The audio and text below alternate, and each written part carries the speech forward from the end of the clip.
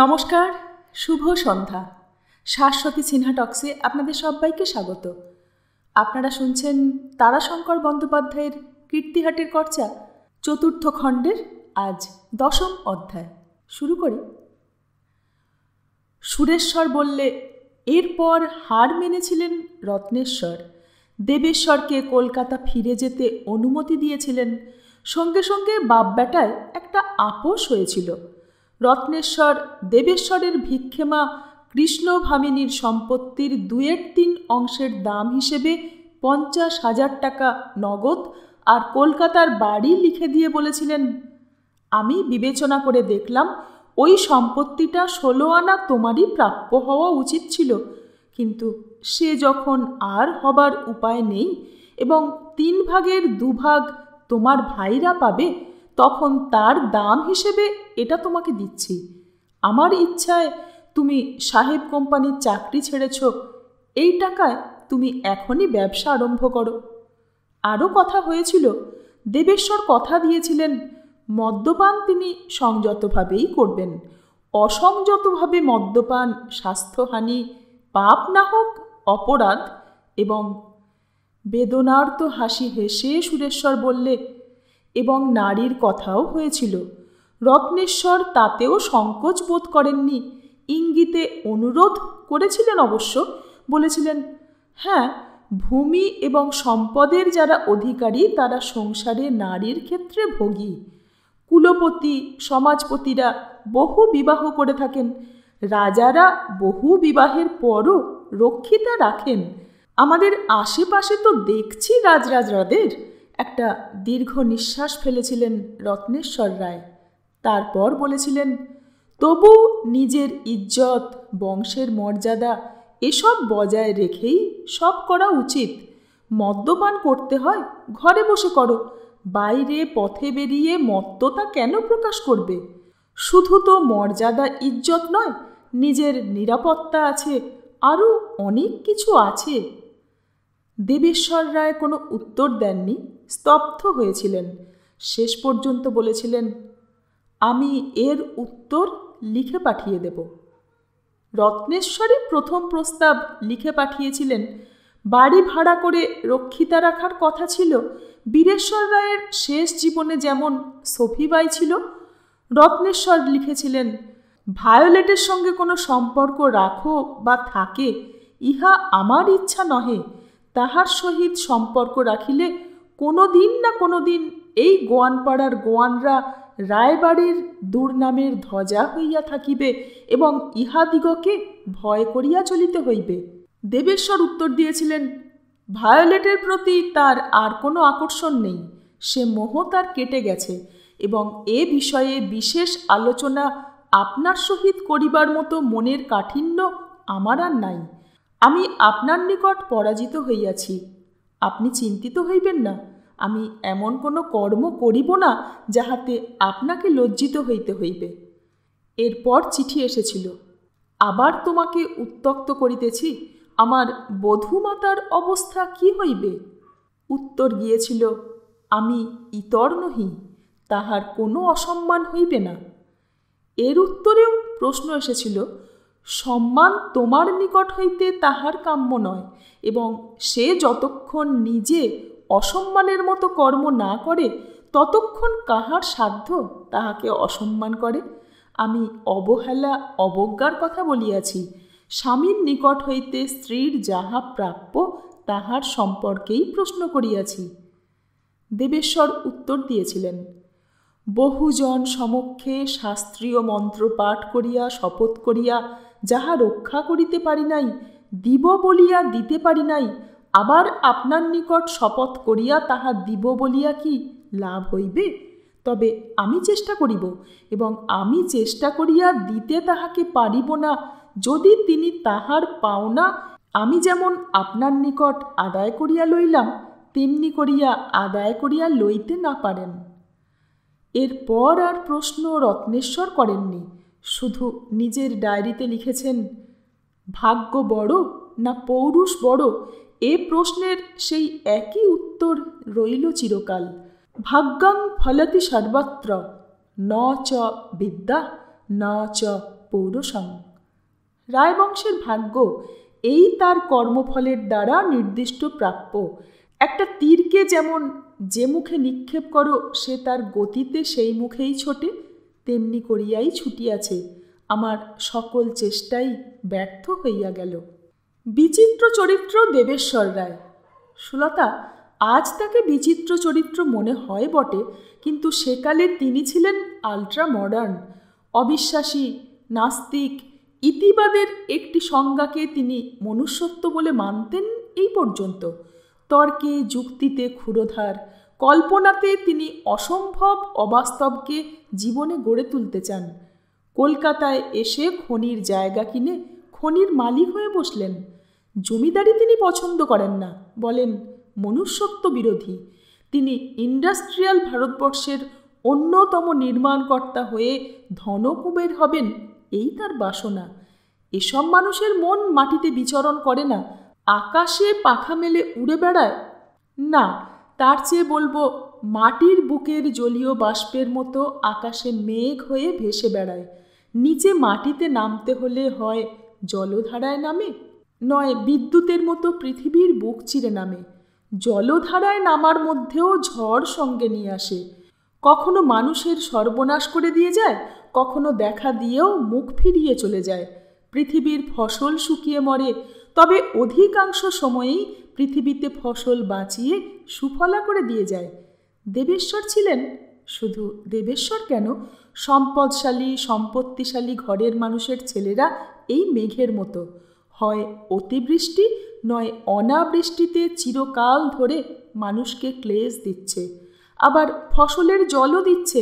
কিন্তু পুষ্কর মেঘের সঙ্গে তুলনা হয় এমন বংশ বাংলাদেশে আমার চোখে একটি, সেটি দেবেন্দ্রনাথ ঠাকুরের বংশ।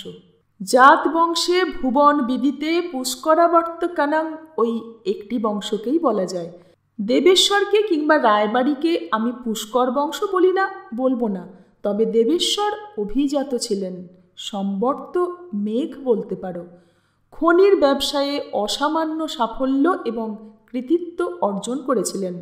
রানীগঞ্জ গিরিডি ফিল্ড তখন সাহেব কোম্পানির হাতে। দেবেশ্বর রায় বরাকর থেকে পশ্চিম এলাকার কয়লার জমি সংগ্রহ করে ওদিককার একচ্ছত্র অধিপতি হয়েছিলেন। এই দেখো সুলতা, সুরেশ্বর একখানা ছবির দিকে আঙুল বাড়িয়ে দেখিয়ে বললে, এই ছবিখানা দেখো। শাল গায়ে কোঁচানো কাপড় পরা দেবেশ্বর রায়, মুখে ফ্রেঞ্চ কাট দাড়ি রেখেছেন, তখন ওই পোশাকেই আপিস করেন। ইংরেজ ম্যানেজার রেখেছেন, কাপড় পরে ইংরেজ চাকরকে হুকুম করেন। বিলিতি মদ খান, মেম সাহেব অনুগৃহীতা রেখেছেন। ওদিকে প্যানেলে দেখো, প্রথমেই দেখো রামকৃষ্ণদেবের তিরোধান।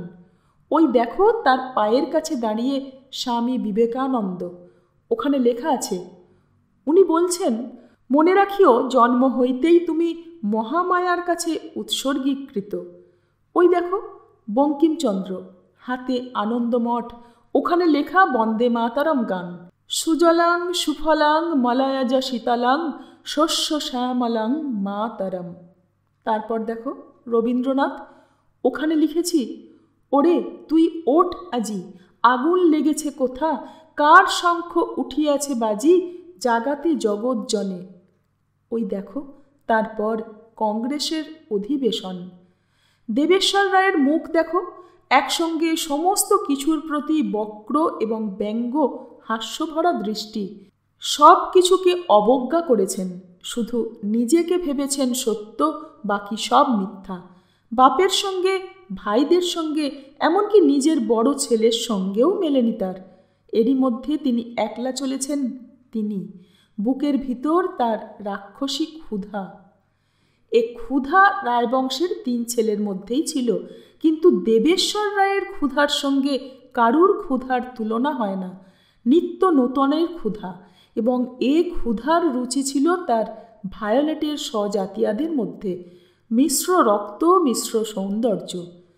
তিনি স্বীকার করতেন এ তার ভায়োলেটের ক্ষুধা, কিন্তু বিচিত্র কথা, জীবনে সেই গুলি করে আত্মহত্যার চেষ্টা করার পর আর কোনো দিন ভায়োলেটকে স্মরণ করেননি, মুখ দেখেননি। কতদিন ভায়োলেট এসে উঁকি ঝুঁকি মেরে ফিরে গেছে, কিন্তু তিনি সেদিকে দৃষ্টি ফেরাননি। তার কারণ বলতেন, ওকে তো জীবনটাই দিতে চেয়েছিলাম, ওকে সঙ্গে নিয়ে মরতেই চেয়েছিলাম, ও পারলে না, আমি বাঁচতে চাইনি, অ্যাক্সিডেন্টালি বেঁচেছি, ওর মুখ আর দেখে। তবে হ্যাঁ, নিত্য নূতন ফিরিঙ্গি মেয়েদের মধ্যে ওর ক্ষুধাই মেটাতে চাই, তা মেটে না, আশ্চর্য লাগে। তবে এটা সেই অভিশাপও নয়, আমিও শ্যামাকান্ত নই, পুনর্জন্ম আমি মানি না। And this is the eternal hunger of man for woman. Man is polygamous by nature. বহু ভোগ বা সব ভোগ করব, এই তার চিরন্তন বাসনা। আমার মধ্যে এটা খুব প্রবল, তার কারণ আমি জমিদারের ছেলে, আমার শরীরে ফিউডাল রক্ত এবং হাতে প্রচুর অর্থ আছে, এবং আমি একজন জেদি, শক্তিমান, বুদ্ধিমান ও দুঃসাহসী ব্যক্তি, এবং আমি মিথ্যাবাদী নই। সেই হেতু ইস্কাপনকে আমি ইস্কাপনই বলি। ধর্মের ধাঁধা নীতি এবং ন্যায়শাস্ত্রের আনরিয়াল রোমান্টিক বুলিটুলি আমি পছন্দ করি না। রত্নেশ্বর তাঁর ডায়েরিতে কিন্তু লিখে গেছেন, এ পাপ দেবেশ্বরের ইচ্ছাকৃত নহে, ইহা তার প্রাক্তন। হয়তো সেই পূর্বজন্মে ভ্রষ্ট যোগী ছিলেন, তিনি যাহা চাহিয়াছিলেন তাহা পাইতে আসিয়াছেন, ভোগ করিতে আসিয়াছেন, প্রায়শ্চিত্ত করিতে আসিয়াছেন। তাহা না হইলে ভায়োলেটের প্রতি যত আকর্ষণ তত ঘৃণা কেন হইবে? ভায়োলেট যে অঞ্জনার কন্যা, সে কথা অপরে না জানিলেও আমি তো এক মুহূর্তের জন্য বিস্মৃত হইতে পারি না। এরই মধ্যে নিঃশব্দে অন্ধকারে মুখ লুকিয়ে কেঁদে যেতেন আমার পিতামহী উমারানী দেবী, সহ্য শক্তির জীবন্ত মূর্তির মতো। রত্নেশ্বর রায় তাঁর এই পুত্রটিকে স্বেচ্ছামতো বিচরণের অধিকার দিতে বাধ্য হয়েছিলেন। দেবেশ্বর তা কেড়ে আদায় করে নিয়েছিলেন বাপের কাছ থেকে। রত্নেশ্বর তাকে দিয়েও ছিলেন। ভাবতেন হস্তক্ষেপ করবেন না তিনি, কিন্তু এই পুত্রবধূটির কথা স্মরণ করে হস্তক্ষেপ না করে পারেননি, এবং এই নিয়ে তার মৃত্যুকাল পর্যন্ত তিনি ছেলের সঙ্গে লড়াই করেছেন। শুধু পুত্রবধূর জন্য বললে অন্যায় হবে। রত্নেশ্বর রায়ের প্রিয়তম পুত্র ছিলেন দেবেশ্বর রায়, তার পরিচয় আছে পিতা পুত্রের পত্রগুলির মধ্যে, আর কিছু আছে রত্নেশ্বর রায়ের ডায়েরির মধ্যে। এগুলি সবই আমি পেয়েছি। পত্রগুলির মধ্যে বৈষয়িক কর্ম নিয়ে বাদানুবাদ, ক্ষেত্র বিশেষে প্রশংসা এবং কুশল আদান প্রদানই বেশি, কিন্তু যে একটি সরল আন্তরিকতা, নিরাবরণ সত্য ফুটে উঠেছে, সেটি কি করে সম্ভবপর হলো তা ঠিক ধারণা করতে পারিনি আমি। রত্নেশ্বর রায়ের শরীর ভাঙল তার স্ত্রীর মৃত্যুর পর থেকেই। বাপ ছেলেকে লিখলেন, এইবার তুমি আসিয়া বিষয়ের ভার গ্রহণ করো। এই দেহে এই ভার বহন করিতে হইলে শ্বাসরুদ্ধ হইয়া মরিতে হইবে আমাকে। আমার কিছুই ভালো লাগিতেছে না। দেবেশ্বর লিখলেন, আপনার হাতের হাল গ্রহণ করার মতো যোগ্যতা আমার নাই। তদুপরি আমি জমিদারি কর্মটিকেই ঠিক পছন্দ করি না। গরিবের উপর পীড়নিত জমিদারি চালানো নয়, এই সকল গ্রাম্য ব্যক্তিগণের সঙ্গে অহরহ সাহচর্য করিয়া অনেক নিচে নামিতে হয়। আরেকখানা পত্রে লিখেছেন, আমি স্বীকার করিতেছি যে আপনার ব্যক্তি জীবনের আদর্শ আমা অপেক্ষা শ্রেষ্ঠ, অনেক শ্রেষ্ঠ। স্বাস্থ্য আপনার যাহা দেখিলাম, তাহাতে আপনি আমা অপেক্ষা সমর্থ আছেন। আমার অমিতাচার আছে, আপনার তাহা নাই। আপনি এইসব গ্রাম্য ব্যক্তিদের মধ্যে থাকিয়া তাহাদের নিকট খাজনা লইয়া তাহাদের শাসন করিয়াই ক্ষান্ত থাকেন না, তাহার সঙ্গে এই সকল মনুষ্যদের জন্য একটি কল্যাণকর কর্মকল্পনা লইয়া কর্ম করিয়া থাকেন। ইহাদের মধ্যে বাস করিয়াও ইহাদের ঊর্ধ্বে অবস্থান করেন, তাহা আমি পারিব না। বাপ এর উত্তরে লিখলেন, আমার মনে হইতেছে যে তুমি তোমার আসল মত আমার নিকট গোপন করিতেছ। আমি শয্যাশায়ী না হইলেও আমার এই ক্লান্ত অবস্থায় আমাকে সাহায্য করা কি তোমার কর্তব্য নয়? উত্তরে দেবেশ্বর লিখেছিলেন, সংসারে কর্তব্যের আর শেষ নাই। সব মান্য করিয়া চলিতে পারে এমতো মানুষ আর কয়জন আছে? আমার তো কর্তব্য চ্যুতির শেষ নাই। আমি মদ্যপানে আসক্ত, আরও নানাবিধ দোষ আছে। তাহা ব্যতীত পিতাকে মান্য করিয়া চলা যেখানে কর্তব্য, সেখানে আপনার ও আমার মধ্যে মতান্তর বৃদ্ধি পায়, তাহাকে কি কোনো মতে প্রশ্রয় দেওয়া উচিত হইবে? আপনাকে আমি শ্রদ্ধা করি, ভক্তি করি, ভয়ও করি, তাহা আন্তরিক, কিন্তু আপনার মতের সহিত আমার মতের পার্থক্যের কথা আপনি জানেন। আপনাকে সাহায্য করিতে গিয়া আপনাকে রুষ্ট করা বা আপনার সহিত বিরোধ করিতে আমি চাহি না। তাহা ছাড়াও কথা আছে, শিবেশ্বর আজ উপযুক্ত হইয়াছে, জমিদারি পরিচালনার ব্যাপারে তাহার নেশা আছে, আসক্তি আছে, সে আপনার অধীনে কার্য করিতেছে। তদুপরি সে আপনার পন্থাকেই অনুসরণ করিবার চেষ্টা করে। ধর্মবিশ্বাসী, দেবদ্বিজে ভক্তি আছে। আমার বিবেচনায় কীর্তিহাটের দেবোত্তর এবং দেবকীর্তি পরিচালনার সেই যোগ্য ব্যক্তি। তাহাকে ঠেলিয়া আমাকে ভার দিলে সে ক্ষুব্ধ হইবে, তাহার ফল ভালো হইবে না। রামেশ্বর বিএ পাশ করিয়া লেকচার কমপ্লিট করিয়া এমনি রহিয়াছে এখানে। তাহাকে আপনি মামলা, সেরেস্তা এবং আপনার পার্সোনাল এস্টেটের ভার দিতে পারেন। আমি এখানে নানান কর্মে জড়িত, সভা সমিতি এবং কয়েকটা অ্যাসোসিয়েশন গঠন করিয়াছি, এবং বহু যত্নে ও পরিশ্রমে যে খনি ব্যবসায় আমি গঠন করিয়াছি, বাহির দিক হইতে তাহার সমারোহ এবং প্রতিষ্ঠা যথেষ্ট মনে হইলেও সেটা ঠিক নহে। তাহার ভিতরে অনেক জট বাঁধিয়াছে, কয়েকটা প্রচেষ্টা ব্যর্থ হইয়াছে। এমতো অবস্থায় এসব ছাড়িয়া আমার যাওয়ার অর্থ তাহার ধ্বংস সাধন করা। পরিশেষে একটা সংবাদ আপনাকে আমার জানানো উচিত। এখানে সেক্রেটারিয়েটে আমার পরিচিত বন্ধুজন আছে, কয়েকজন ইংরাজও আছেন, আমারও যাতায়াত আছে। আমি খবর পাইয়াছি যে আপনাকে রাজা টাইটেল দিবার কথা মধ্যে মধ্যে উঠিয়া থাকে, এখন ঘন ঘন উঠিতেছে। আর একটা বড় দান হইলেই ওটা নিশ্চিত হইবে বলিয়া মনে করি। সুরেশ্বর বললে, রত্নেশ্বর রায় এবার হার মেনে চিঠি লিখেছিলেন সুলতা। এমনভাবে বীরেশ্বর রায়ও হার মানেননি তার কাছে। তার ডায়েরিতে তিনি লিখে গেছেন, আমার পিতা আমার কাছে হার মানেন নাই, আমার মাতৃদেবের নিকট হার মানিয়াছিলেন, আমি পুত্রের নিকট পরাজয় মানিলাম। আমার সকল দম্ভ চূর্ণ বিচূর্ণ হইয়া ধূলিসাৎ হইয়া গেল। দেবেশ্বর রায়ের চিঠির উত্তরে তিনি লিখলেন, তোমার পত্র পাঠ করিয়া আমি অত্যন্ত ব্যথিত হইলাম। এরূপ পত্রোত্তর আমি প্রত্যাশা করি নাই, তবে ইহাই হয়তো আমার প্রাপ্য, কারণ আমি সমস্ত জীবন ধরিয়া সকলকেই বলপূর্বক নত করিয়াছি, কাহারও নিকট নত হই নাই, এমনকি নিজের পিতৃদেবের নিকটও না। তুমি রাজা খেতাবের খবর দিয়াছ, সে সংবাদ আমার নিকট অগোচরে নাই, কিন্তু রাজা খেতাবের স্বাদ আমার নাই। জীবনে যত দান করিয়াছি স্মরণ করিয়া দেখিতেছি, পুণ্যের জন্য কোনো দান করি নাই, খ্যাতির জন্য, সরকারি খেতাবের জন্য করিয়াছি। স্কুল, ডাক্তারখানা প্রভৃতি কীর্তিও তাহারই জন্য। দেবতা প্রতিষ্ঠা করিয়াছি, দেবতার নামে দেবোত্তর এস্টেট গড়িবার জন্য। নিজের সংসারের মঙ্গল সাধন করিবেন তিনি সেই জন্য। যে অর্থ ব্যয় করিয়াছি দান খাতে, কীর্তি খাতে, তাহা নিজের তহবিল হইতে দিই নাই, প্রজাদের পীড়ন করিয়া আদায় করিয়া দিয়াছি, নিজে কিছু দিই নাই। আজ আমি শঙ্কিত, কেমন একটা শঙ্কা আমাকে যেন মাঝে মাঝে বিহ্বল করিয়া তোলে। তুমি নিজে ব্যবসা করিয়াছ, উপার্জন করিতেছ, কিন্তু তোমার মধ্যে দেখিতেছি রায়বংশের অভিশাপ, যাহা তুমি বিশ্বাস করো না, তাহা যেন ফণা তুলিয়া আমাকেই দংশন করিতে চাহিতেছে। তুমি ধর্ম মানো না, ঈশ্বর মানো না, বলিতে গেলে এদেশের কিছুই মান্য করো না, এমনকি রাজশক্তিকেও না। আমি শুনিয়াছি হোম রুল প্রভৃতি আন্দোলনের সঙ্গে তুমি যুক্ত। ইহা গর্বের কথাও বটে, আবার অনেকটা শঙ্কার কথাও বটে, এবং ইহা আমাদের ঠিক ভারতীয় ধর্ম নহে। আমাদের শাস্ত্রমতে কলিতে এখন ম্লেচ্ছরাই একচ্ছত্রাধিপতি হইবে।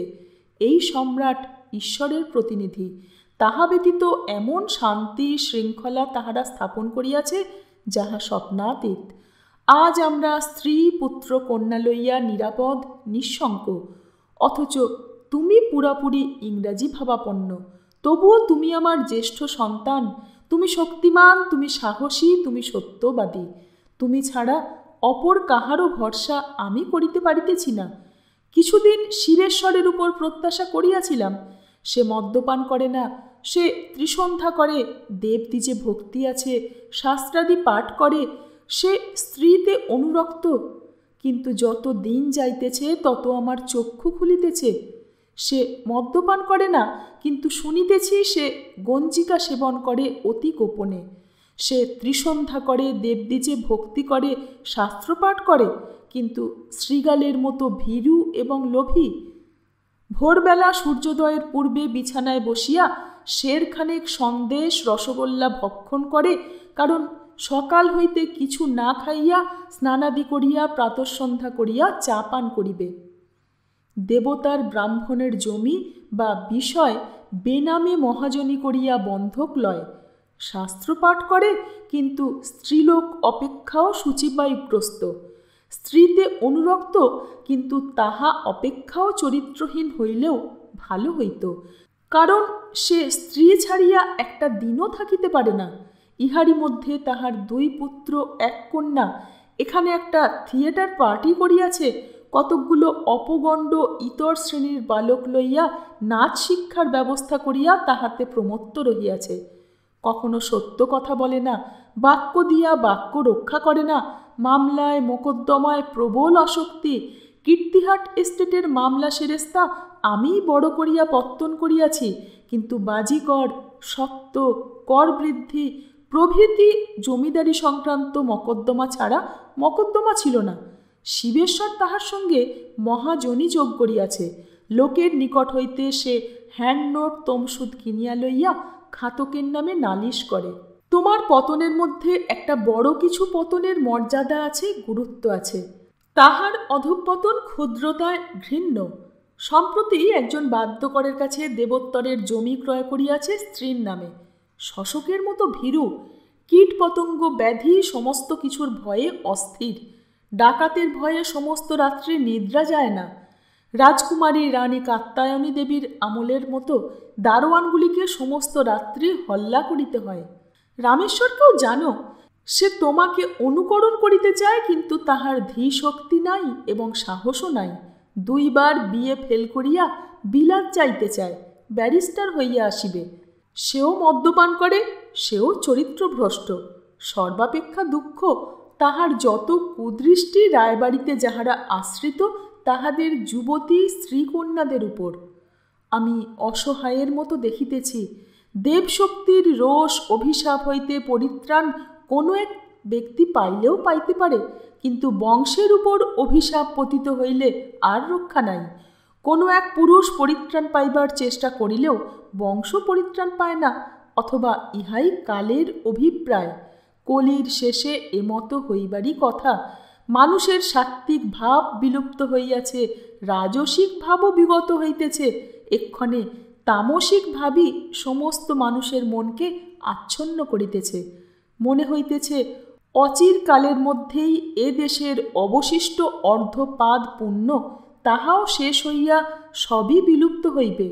তবুও যে কয়টা দিন বাঁচি তুমি ভার লইলে আমি বড় সুখী হইতাম। ছেলে উত্তর দিলেন, সংক্ষিপ্ত উত্তর, আপনার সহিত চিরকালের মতো বিচ্ছেদ হয় ইহা কাহারও কাম্য নয়। এই শঙ্কা আছে বলিয়াই অক্ষমতা জ্ঞাপন করিতেছি। তবে আপনি যে আশঙ্কা করিয়াছেন বা দেবরোষ দেবীর অভিসম্পাত অপ্রাকৃত দৈব বলিয়া যাহা বিশ্বাস করেন, তা নিতান্তই সাধারণ প্রাকৃত জাগতিক ঘটনা। ইহা চিরকাল ঘটিতেছে ও ঘটিবে। শাস্ত্রীয় ধারণার ও মন্ত্রতন্ত্রের ফেরের মধ্যে পড়িয়াই শ্যামাকান্তের ঐরূপ মানসিক বিকৃতি ঘটিয়াছিল, নতুবা ইহা তো পৃথিবীতে জীবজগতে অতি সাধারণ ব্যাপার। মনুষ্যকুলের মধ্যেও এমন ঘটনা তো অহরহই ঘটিতেছে। বিশেষ করিয়া বিত্তশালী সম্পদশালী যাহারা তাহাদের মধ্যে, এবং যাহারা দেহের শক্তিতে একেবারে দুর্দান্ত দুর্ধর্ষ, যাহাদের গুন্ডা বলি, তাহাদের মধ্যে আবার যাহারা খুবই বুদ্ধিমান, চতুর, বিদ্যাবুদ্ধির শক্তিতে বলিয়ান বলিয়া দেশ ও সমাজের চলিত ধ্যান ধারণা হইতে সৃষ্ট নিয়মাদির অলিক গণ্ডি পার হইয়াছেন, তাহাদের মধ্যে এমন ঘটনা অনেক ঘটিতেছে। তাহারা শ্যামাকান্তের মতো পাগল হইয়া যান না। আপনি পিতা, আপনার সহিত এসব লইয়া তর্ক আমার সাজে না, অন্তত আমাদের সমাজে সাজে না। তবে আপনি কথাটা লইয়া পত্রে বড়ই আক্ষেপ করিয়াছেন এবং আপনি এইরূপ ধারণার বদ্ধ সংস্কারে আজীবন ক্লেশ পাইতেছেন বলিয়াই কথাগুলি লিখিলাম। আমার জীবনে আপনার সহিত যে সংঘর্ষ এবং গরমিল, তাহাও এই মতভেদ হইতে উদ্ভূত হইয়াছে বলিয়াই লিখিতে সাহস পাইলাম। পরিশেষে নিবেদন, সম্পত্তি রক্ষার জন্য আমাকে কীর্তিহাটে লইয়া গিয়া বিব্রত করিবেন না বা নিজেও বিব্রত হইবেন না। শ্রীচরণের নিবেদন ইতি। মধ্যে মধ্যে সংসারে ঘটনা এমনভাবে ঘটে সুলতা। সুরেশ্বর বললে যে দেখে শুনে মনে হয় মানুষ যখন কোনো সংকল্প করে তাকে ভাঙবার জন্যেই ঘটনাটা কেউ ঘটালে। আমাদের কীর্তিহাটের দয়াল দাদু আজ বেঁচে নাই। 1937 সালেও ছিলেন। 1942 সালের সাইক্লোনের পরই মারা গেছিলেন। তিনি বলতেন, ভায়া, ভগবানের মতো রসিকও কেউ নেই, আবার দর্পহারিও কেউ নেই। জানো, মধ্যে মধ্যে মানুষ যখন আস্ফালন করে তখন তিনি কান পেতে শোনেন আড়ালে দাঁড়িয়ে আর মুচকে মুচকে হাসেন। তারপরই তার ঘটনাচক্রের যে বিরাট কলটি, সেই কলের একটি ছোট্ট বোতাম টোতাম টিপে দেন আর এমন ঘটনা ঘটে যে মানুষের আস্ফালন সংকল্প সব কাচের বাসনের মতো আছড়ে পড়ে ভেঙে চুরমার হয়ে যায়। এখানেও যেন দর্পহারী ভগবান কথাটা কান পেতে শুনে হেসেছিলেন। হঠাৎ একদিন টেলিগ্রাম এলো যানবাজারে, আগামীকাল স্টেশনে গাড়ি রাখো, রায়বাহাদুর। সেকালে রায়বাহাদুরেরা খেতাবটাকে বাড়িতেও ব্যবহার করতেন। গিন্নিরা সাধারণত বলতেন উনি, ওর, না হয় কর্তা কর্তার, নয়তো বাবু বাবুর। রায়বাহাদুর হলে তারাও চাকর বাকর থেকে সবার কাছেই বলেন রায়বাহাদুর, রায়বাহাদুরের। রায়বাহাদুরের টেলিগ্রামে রায়বাহাদুর লিখে ঠিকানার ঘরে নিজের নামটা লিখতেন। চমকে উঠেছিলেন দেবেশ্বর রায়। এ কোন সময়ে আসছেন তিনি? আসবার কারণ তার অনেক ছিল। তখন কলকাতায় নতুন বিডন স্ট্রিটের উত্তরে গোয়া বাগানের কাছ বরাবর 1 বিঘে জমির উপর বাড়ি, হুগলকুড়িয়া লেন, পাশে একটা তেলকল। এ হচ্ছে শিবেশ্বর এবং রামেশ্বরের জন্যে। তত্ত্বাবধান যা করবার শিবেশ্বর এসে গিয়েই করতেন। রামেশ্বর থাকতেনই যানবাজারে, দাদার ভক্ত ছিলেন তিনি, কিন্তু তার উপর খুব ভরসা শিবেশ্বর করতেন না। কিন্তু দেবেশ্বরের পক্ষে সময়টা খুব ভালো ছিল না, অন্তত বাপের সঙ্গে দেখা করবার মতো শান্ত এবং স্থির ছিল না তার মন। তখন কিছুদিন ধরে ব্যবসা বাড়াবার জন্যে নতুন নতুন পিঠখাদ কেটে চলেছিলেন। তার মধ্যে কয়েকটা ভুয়ো হয়ে গেল। তিনি হুন্ডি কেটে কাজ চালিয়ে যাচ্ছিলেন। হঠাৎ সময় বুঝে হুন্ডিওয়ালারা চেপে ধরেছে। তিনি বিব্রত। টাকা চাই, সে অনেক টাকা, সে আমলে 5 লাখের কাছাকাছি। তারই জন্য তিনি ছোটাছুটি করছেন, কিন্তু বাপকে জানাননি। এ ধরনের বিপদে বাপকে কখনো জানাবেন না, এই প্রতিজ্ঞা করেই তিনি নেমেছিলেন স্বাধীন ব্যবসায়ে। দেবেশ্বর রায় শুধু জেদি ছিলেন না, তার অনুমান শক্তি ছিল বুদ্ধির সঙ্গে প্রখর। তার উপর ছিল একটা আভিজাত্য বোধ। সেকালে তখন দেবেন্দ্রনাথ ঠাকুর পৈতৃক ঋণ শোধের একটি আশ্চর্য আভিজাত্যপূর্ণ দৃষ্টান্ত দেখিয়েছেন। দেবেশ্বর রায় সেই দিনই সাহেব কোম্পানিকে 4টে কলিয়ারি বেচে হুন্ডি শোধের ব্যবস্থা করে ফিরে এলেন। বলতে গেলে ব্যবসা একরকম উঠিয়েই দিলেন, কারণ চালু কলিয়ারি রইল না।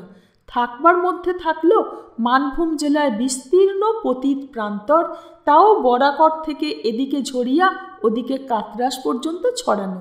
তাতে কাজ করতেও বহু অর্থ প্রয়োজন। তা হোক, তিনি খুশি হলেন। বাপ যেন তাকে এই বিব্রত অবস্থায় না দেখেন। টাকা তার স্ত্রীর ছিল। উমা দেবী বাপ মায়ের এক কন্যা, মানুষ হয়েছিলেন দিদিমার কাছে। তার সম্পত্তি টাকায় পরিণত করে কোম্পানির কাগজ করে দিয়েছিলেন দিদিমা। সে কাগজের পরিমাণ কম নয়, 1.5 লাখ। সে কাগজ ছিল রত্নেশ্বর রায়ের কাছে। বউ দিয়েছিলেন রাখতে। বাবা, এ আপনি রাখুন, আমি কোথায় রাখব? রত্নেশ্বর রেখেছিলেন। যখন দেবেশ্বর কীর্তিহাট থেকে বাপের সঙ্গে যুদ্ধ করে জিতে ফিরে আসেন, তখন তিনি তার ভিক্ষেমা কৃষ্ণভামিনীর সম্পত্তির 3 ভাগের 2 ভাগ বাবদ দাম হিসেব করে নিয়েছিলেন। কিন্তু স্ত্রীর নামের কোম্পানির কাগজ তিনি নেননি।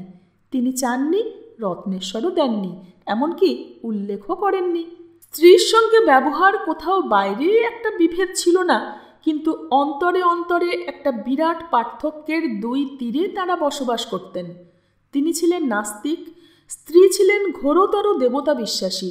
দেবেশ্বর বাস করতেন ভাবিকালে, স্ত্রী বাস করতেন ভূতকালে। বীরেশ্বর রায়ের স্ত্রী ভবানী দেবীর মতো ছিল বিশ্বাস ও নিষ্ঠা। স্বামীকে ভয় করতেন তিনি। প্রমত্ত দেবেশ্বর বিছানায় শুতেন, স্ত্রী পায়ের তলায় বসে হাত বুলিয়ে দিতেন। এইটুকু না হলে দেবেশ্বরের ঘুম আসতে দেরি হতো। এটুকু বড় ভালো লাগতো তার। পায়ে স্ত্রীর আলতো হাতের স্পর্শ পাওয়া মাত্র তার চোখ বুজে যেত। তারপরই হয়তো মিনিট খানেকের মধ্যে নাক ডাকত তার। তখন উমাদেবী জানালার মধ্য দিয়ে আকাশের দিকে তাকিয়ে বসে বসে কাঁদতেন। কোনো কোনো দিন টের পেয়ে দেবেশ্বর প্রমত্ততার মধ্যেই পুরুষের স্বাভাবিক কামনায় আত্মনিবেদনকারীটিকে টেনে নিতেন, আদর করতেন, তারপর ঘুমিয়ে যেতেন। স্ত্রীও হয়তো ঘুমিয়ে যেতেন। কিছুক্ষণ পর পাশের খাটে ছেলের সাড়া পেয়ে উঠে যেতেন। সকালবেলা থেকে জীবন আর এক রকম। কায়দা আর কানুনের চাকায় চাকায় দাঁতে দাঁতে লেগে ঘুরে চলতেন। নিঃশব্দে সে ঘোড়া, বিনা সংঘর্ষে সে ঘোড়া, দিনের পর রাত্রি আসার মতো সে ঘোড়া। ঊনবিংশ শতাব্দীর শেষ ভাগ। তখনও বাংলাদেশে মেয়েদের জীবনে চলছে চরম দুর্ভাগ্য। পুরুষের কৃতদাসী সমাজে বহু সুন্দর বাক্য, বহু সম্মানের অভিনয়ের মধ্যে তার আসল স্বরূপ হল কেনাবেচার সামগ্রী। বাপের বুকের বোঝা শ্বশুরের ঘরে নামে লক্ষ্মী হলেও কাজে স্বামীর অনুগ্রহ নির্ভরা। ছেলে বিয়ে করতে যেত, মা ছেলেকে জিজ্ঞাসা করতেন, কোথায় যাচ্ছ বাবা? ছেলেকে জবাব দিতে হতো, তোমার দাসী আনতে মা। দেবেশ্বর নিজে এদের দলের ছিলেন না, অন্য মত পোষণ করতেন, কিন্তু কালের প্রভাব এড়াতে পারেননি। স্ত্রী সেকেলে মনোভাবের বলে তাকে ঘরের কর্তৃত্ব দিয়েছিলেন, নিজের মনের অধিকার দেননি। সেই কারণেই স্ত্রীর টাকা তিনি বাপের কাছ থেকে চেয়ে নেননি।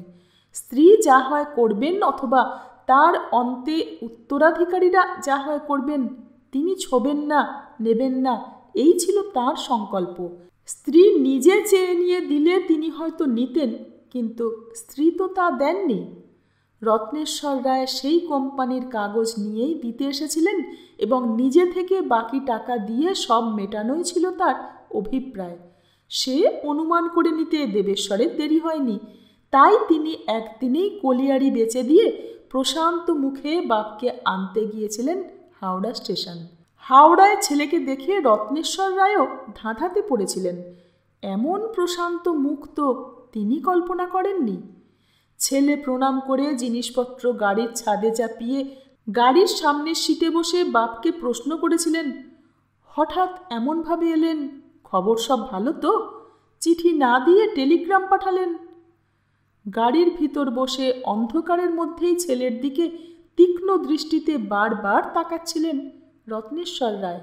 বললেন, হ্যাঁ ভালো। ছেলে আর প্রশ্ন করলেন না, চুপ করে বাইরে তাকিয়ে রইলেন।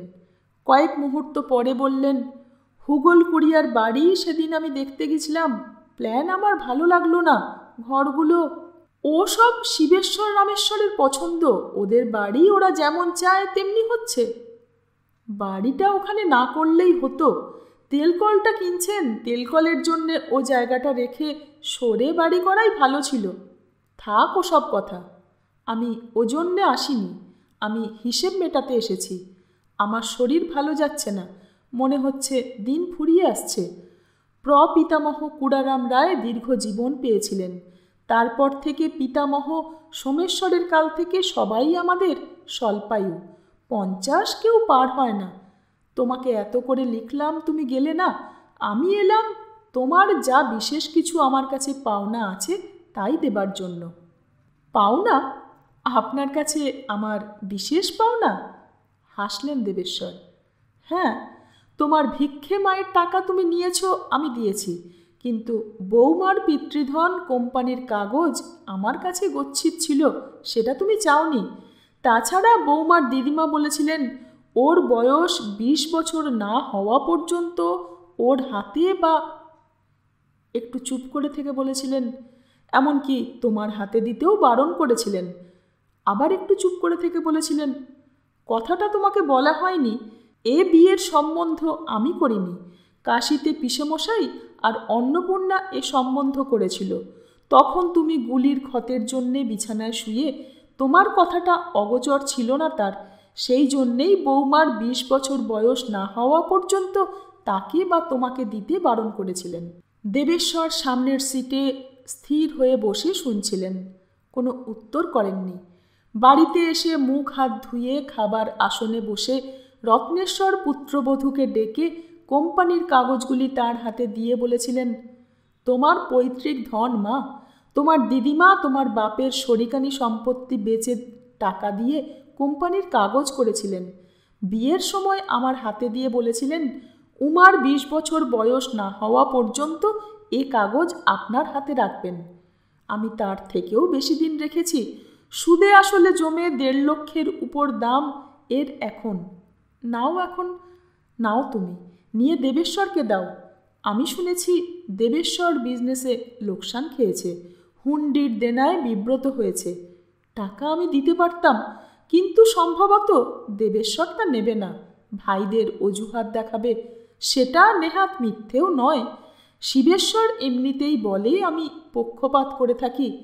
দেবেশ্বর, এই টাকা তুমি ব্যবসায় লাগাও, প্রয়োজন হলে আমি তোমাকে এস্টেট থেকে টাকা ধার হিসেবেও দিতে পারি। চমকে ঠিক ওঠেননি দেবেশ্বর। তিনি গোড়াতেই অনুমান করেছিলেন, তবুও কথাটা এইভাবে পারবেন এ অনুমান করেননি। ভেবেছিলেন রত্নেশ্বর নিজের স্বভাব অনুযায়ী উপদেশের ছলে তাকে অনেক তিরস্কার করে বলবেন, হুন্ডির ডিটেলস দাও, আমি সব মিটিয়ে দিয়ে তবে যাব। বধূ কোম্পানির কাগজগুলি হাতে তুলে না নিয়ে বললে, আপনার ছেলেকেই দিন। না মা, তুমি নিজে ওকে দাও, দিয়ে প্রণাম করো।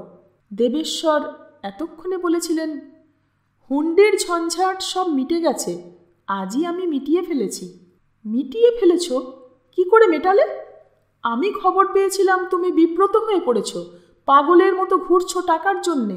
আমার শরীর খারাপ, তবু আমি শুনে স্থির থাকতে পারিনি। দেবেশ্বর বলেছিলেন, মিথ্যে শোনেননি। দুটো বড় প্রজেক্ট একেবারে ফেল করে গেল, ডাইক পেরিয়ে গেল, শেষ পর্যন্ত অ্যাবান্ডন করতে হয়েছে।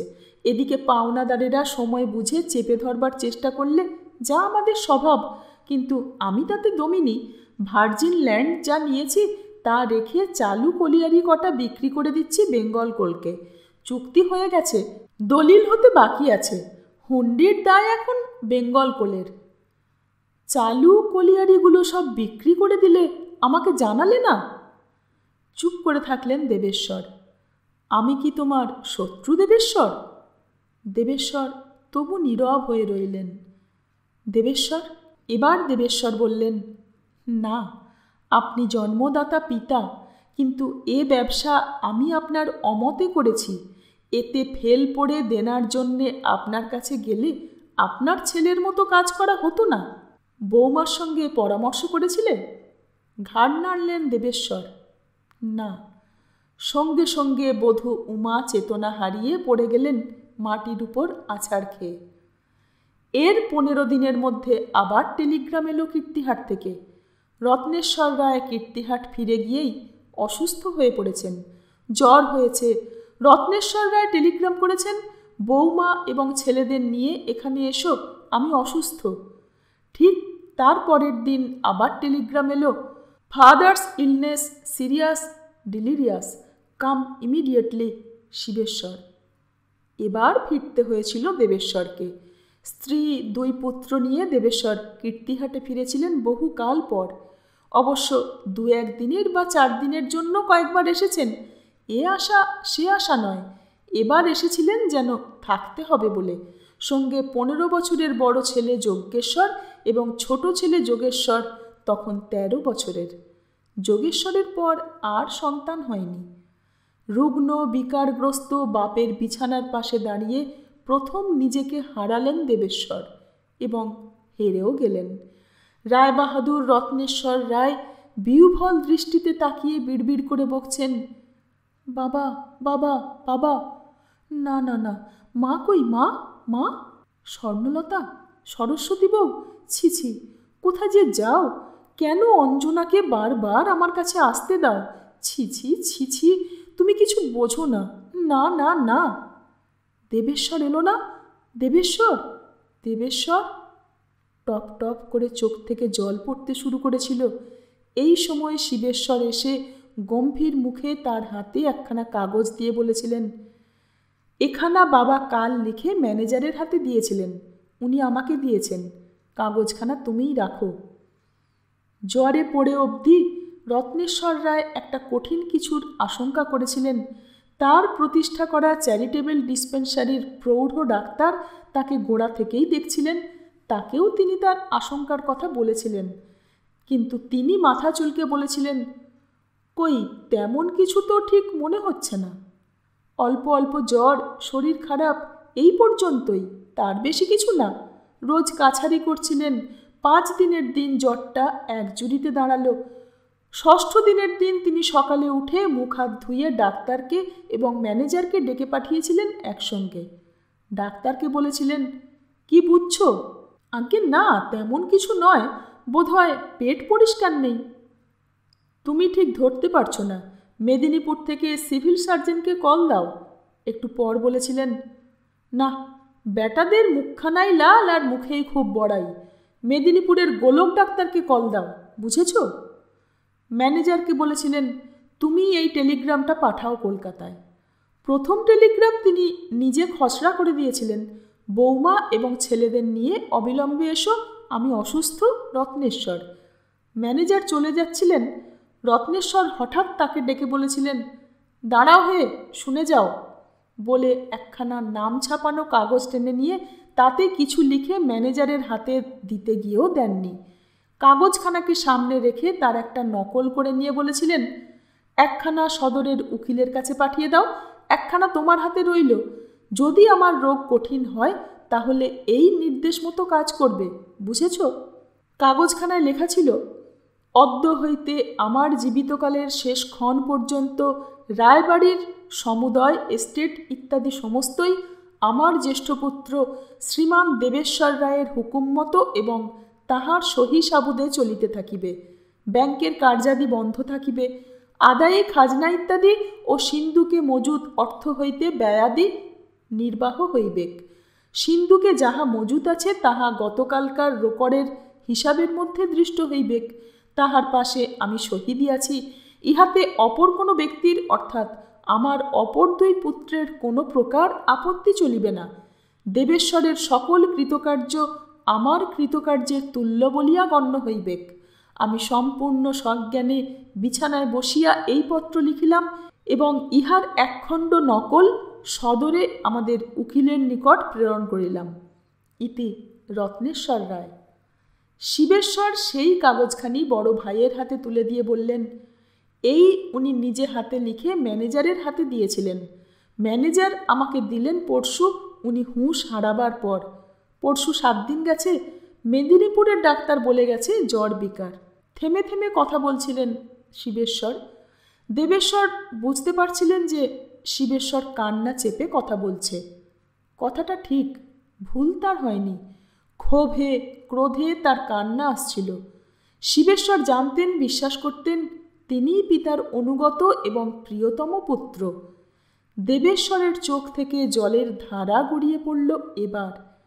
32 দিন পর রত্নেশ্বর রায় সেই জ্বরের পর পথ্য করেছিলেন। জ্বর ছেড়েছিল 28 দিনের দিন, বিকার কেটেছিল 24 দিনে। বিকারের মধ্যে বারবার বলেছেন, দরজা খোলো দেবেশ্বর, দেবেশ্বর। বেশ ধমক দিয়ে বলেছেন, কখনো মিনতি করে বলেছেন, তারপর বলেছেন, ভাঙো দরজা, ভাঙো আব্দুল, মহাবীর, তোড়ো দরজা। বিকার যেদিন কাটল সেদিনও ডেকেছিলেন, দেবেশ্বর, দেবেশ্বর কই? পুত্রবধূকে মাথার শিয়রে দেখে চিনতে পেরেছিলেন। বলেছিলেন, বড় বৌমা। এপাশে তাকিয়ে দেখে মেজ বৌমাকে দেখে বলেছিলেন, মেজ বৌমা। শিবেশ্বরের প্রথমা স্ত্রী ইনি। বড় পুত্রবধূ তাড়াতাড়ি মুখের কাছে ঝুঁকে পড়ে ডেকেছিলেন, বাবা, মা। তারপরই বলেছিলেন, জোরে বলো, কানে ঠিক শুনতে পাচ্ছি না। বড় বৌমা বলেছিলেন, ছোট বউও রয়েছে, এই যে আমার পাশেই রয়েছে, বলে ছোট বউ অর্থাৎ রামেশ্বরের স্ত্রীকে শ্বশুরের সামনে এনে দাঁড় করিয়ে দিয়েছিলেন। শ্বশুর একটু ক্ষীণ হেসে ঘাড় নেড়ে সন্তোষ প্রকাশ করবার চেষ্টা করেছিলেন, সঙ্গে সঙ্গে দুফোঁটা জল দুই চোখের কোলে জমে উঠেছিল। বড় বৌমা আবার বলেছিলেন, পিসিমা এসেছিলেন কাশী থেকে, পরশু থেকে জ্বর কমতে শুরু করেছে দেখে কলকাতা ফিরে গেছেন, আবার আসবেন। কথা বুঝতে ভুল করেননি রত্নেশ্বর রায়। সঙ্গে সঙ্গে প্রশ্ন করেছিলেন, অন্নপূর্ণা এসেছিল? কি কষ্ট হচ্ছে বাবা? বোধহয় চোখের জল দেখেই বড় বৌমা জিজ্ঞাসা করেছিলেন কথাটা। কষ্ট? বুঝতে পারছি না। একটু ভেবে নিয়ে ক্ষীণ কণ্ঠে বলেছিলেন, বড় দুর্বল মনে হচ্ছে। চুপ করে শুয়ে থাকুন, বড় দুর্বলই হয়েছেন যে। কদিন হলো আজ? 24 দিন।